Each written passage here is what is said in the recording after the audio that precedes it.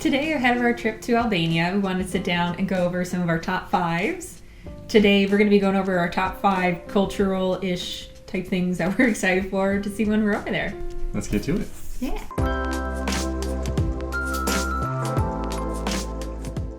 My number 5 thing I'm excited to learn about is the walkability, particularly when it comes to carrying groceries.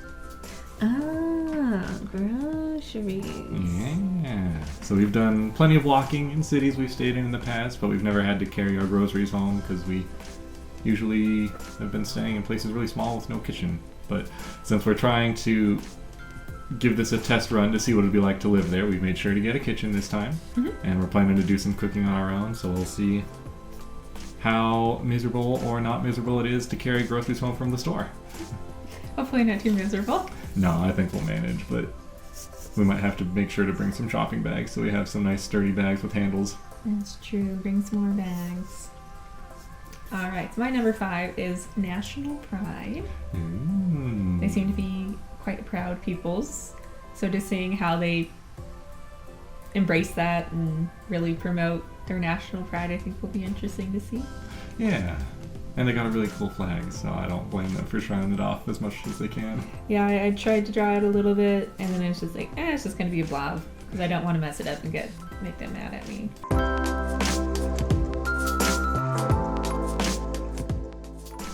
Alright, our number 4 cultural aspects that we're most excited to learn about. For you? Well, me first. You go first. Okay. For me, are the people really that friendly? Everything we've heard says that they are like so over the top almost friendly, and that's kind of hard to imagine because people in the US aren't like mean, but very, I don't know, regular, I suppose. Well, we live in one of the states where everyone says that everyone in Colorado is so friendly, which like they're nice. I wouldn't say they're friendly, but they're nice. So be excited to see how friendly and helpful and things like that people actually are. Are the stories true? Will it live up to the hype? Are they really as hospitable as everyone says? Like it doesn't take much to please us, so no. I imagine we'll find everybody way too nice. I guess we'll see. Mm-hmm. All right, my number 4 is multiple religions. Since they have multiple main religions that they practice in Albania, I think it'll be really interesting to see how just people interact together. Where we live, there's like pretty much one main religion, so having some more practices of people will be interesting to learn about. I know a little bit about Muslim people, but not as much as I would like to, so just being able to learn more about other people and their customs and how they practice, I think is pretty interesting. Yeah, and that's one of the things that makes Albania so appealing as like a potential place to live, like a permanent landing spot, is the religious tolerance that we've read about there. And neither of us are practicing in any religion, but just the fact that these groups that in other places have so much conflict get along so seamlessly in Albania with no trouble. Definitely an appealing thing for us, at least, to have that level of harmony across cultural groups. Yeah.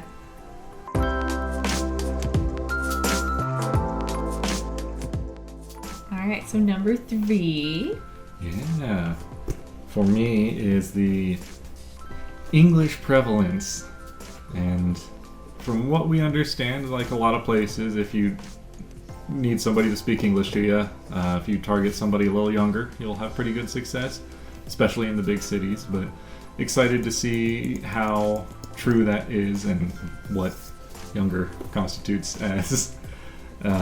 We definitely are hoping to learn the language, but we are... It's going to take time. Yeah, not there yet. It's tricky. If you want to start learning the language, you can do what we've done a little bit of, admittedly, not as much as we should have, and try the app Ling. There's a link down in the description. If you click that, they'll give us a small portion of anything that you spend on the app, which would really help us out quite a bit. But it's a nice little app for your phone that helps you learn language, and we need to really buckle down and do more of that. Our Albanian is very lacking, but hope to eventually, if we do end up moving there, enroll in classes also. from what we understand, you can get by pretty well with English. We both speak a teeny bit of Italian also, and that seems to be the real number 2 language over there. So between our Italian and English and our floundering Albanian, hopefully we can get by pretty easy. Hopefully. What's your number 3? My number 3 is Rocky. Ooh. I did not include this in the food one that we did, because it seems to be certainly more than just a food item. Mm-hmm. Something that a lot of people make at home. A lot of restaurants have their own Rocky that they love to serve you. And as people who we like to make our own alcohols at home, we're really excited to see more about how they make it and the different flavors from the different fruits that they use to make the Rocky. And just sit down and sip some Rocky. It looks like there's a few places where you can have like a Rocky flight and just try a few different flavors. So looking forward to try that. And as you can tell from the beautiful drawing, it's served in little shot glasses. Something that we've learned from watching other channels is that despite it being in a shot glass, you're not supposed to shoot it. Mm-hmm. It's a sipping drink, so yes. Learn from other people's mistakes and don't commit the faux pas of shooting down the Rocky immediately. Yeah, savor it and enjoy like a good tequila.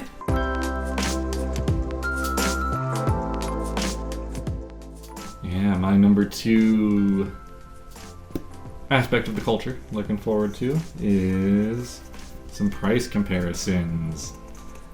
Trying to, like we've said in a couple other videos, we're planning to scope out different stores and different kinds of stores to see how prices compare in Albania versus here. It'll help dictate a lot of what we bring with us and what we leave behind or try to purchase again. But also, a lot of what you're able to afford kind of drives the culture. So the stuff that's cheap is stuff that we're going to have to learn how to get used to liking if we don't. So if we can kind of scope out what sort of food things are going to become staples for us and what sorts of, I don't know, clothes and styles that are going to become more of our norm just because it's what's available. It'd be good to kind of get a feel for that ahead of time. Yeah, and to get an idea of how their like primary store market is versus secondhand markets. I'm an avid thrifter, so I've heard that they have pretty good thrifting out there. So I'm hoping to be able to do some scoping to see, can you get good quality items for reasonable prices as a used item. And we had a viewer actually reach out to us in a previous video saying that she is a big pawn shop enthusiast, asking us to kind of scope out that secondhand market also. So Sarah, being a big secondhand shopper as well, definitely something we're going to try to check out, see what the quality of goods are through that secondhand market, things like that. Make it a lot easier to rebuild a kitchen if you can buy secondhand. Yeah, and keep stuff out of landfills. Yes, definitely. That's why I like to do it here, but moving is definitely like, well, how can we rebuild what we once had? I'm not spending that much money to move everything over. It's not worth that much to me. No. All right, so my number 2 is ancient influence. So in this area of the world, there have been multiple people ruling over hundreds of years. So it's going to be really interesting to see if we can notice any influence, because we've spent some time in Italy, we've spent some time in Spain. Is there a noticeable influence due to their ancient influence as well as their location being pretty close to Italy? Like Greg mentioned, Italian is one of their primary languages that they speak other than Albanian. This is the amphitheater that I tried to draw in Durrës. I thought it was like a fossil shell, but it kind of looks like that, but this is an amphitheater. But there looks to be still new discoveries being made of the ancient Roman and Greek ruins that were buried long times ago in throughout Albania.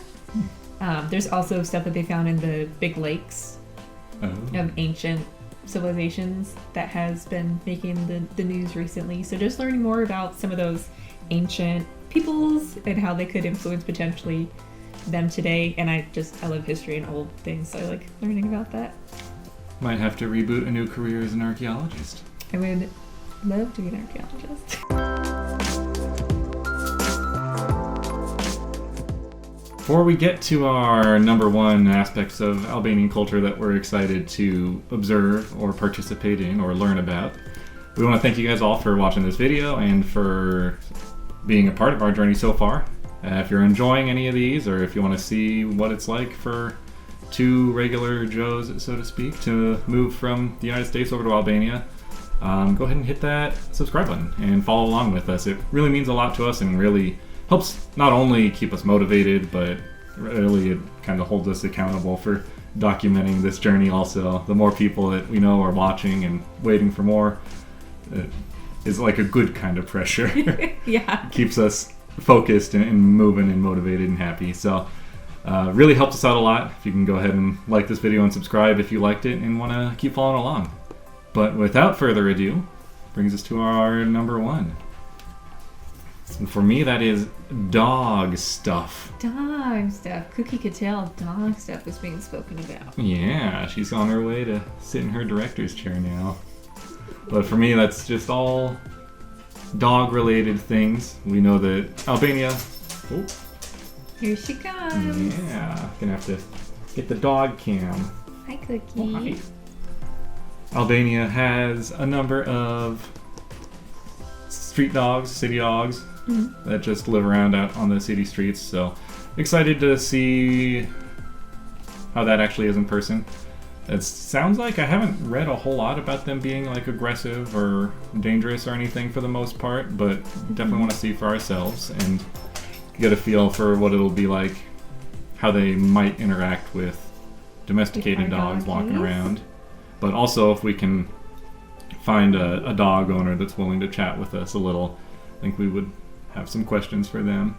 I've heard kind of mixed things about dog owners' experiences in Albania, so try to get some first-hand answers to that, see what it's really like. Are there much in the way of dog park infrastructure, or how's the vet care? Are people weirded out by your dogs? Apartment life with the dogs? Are people going to be hostile towards you? So could be hostile to the face. Yeah, she's such a big sweetie. So a lot of dog questions to have answered. All right, and my number one is coffee. Jack had this under his foods.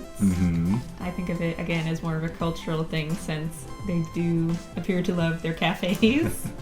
And just really taking a break during the day, sitting and having a coffee for a couple of hours.